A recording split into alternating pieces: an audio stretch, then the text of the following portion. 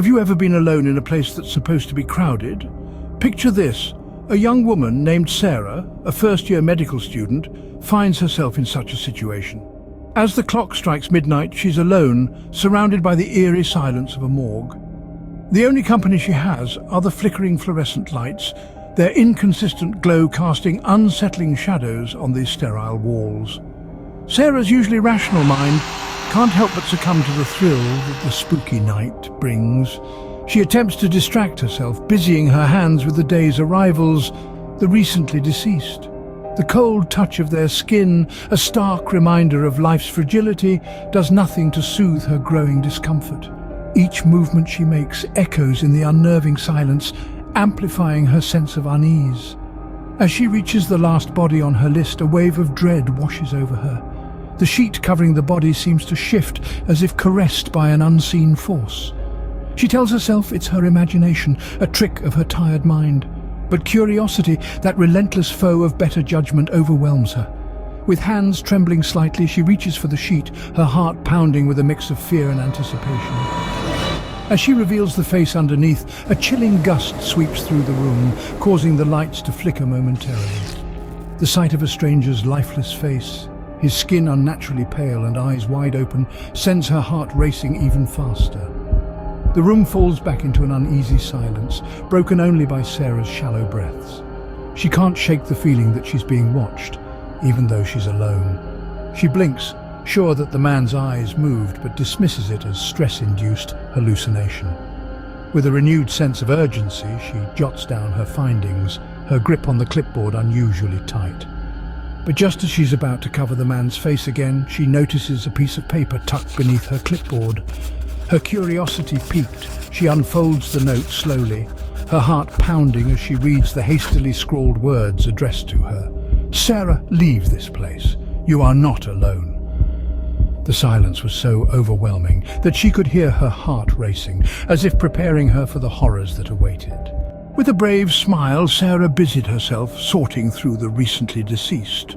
Her hands were steady, but her heart pounded a rhythm of unease. Her task took her to the last body on her list, a figure under a sheet, the cover shifting subtly as if moved by an unseen hand. A sense of dread washed over Sarah, but curiosity overpowered her fear. With trembling hands, she pulled back the sheet, revealing the lifeless face of a stranger. His skin was almost translucent, his eyes wide open and devoid of life. As she made this chilling discovery, a gust of wind swept through the room, causing the lights to flicker, casting eerie, dancing shadows on the walls. Sarah's heart pounded in her chest as she locked eyes with the lifeless man. His vacant stare seemed to pierce her soul, and for a moment she felt as though she was being watched. She blinked, convinced for a split second that the man's eyes had moved. She quickly dismissed the notion, chalking it up to exhaustion and stress. But then she remembered what the note said on her clipboard. A note addressed to her. Her heart seized in her chest as she read again the hastily scribbled words. "Sarah, leave this place. You are not alone." The warning sent a shiver down her spine, freezing her in place. Suddenly the room's door swung open with a force that filled the room with a blast of icy air. Whispers washed over her, their words incomprehensible yet undeniably sinister. Fear gripped her heart, her hands trembling, her breath coming in shallow gasps.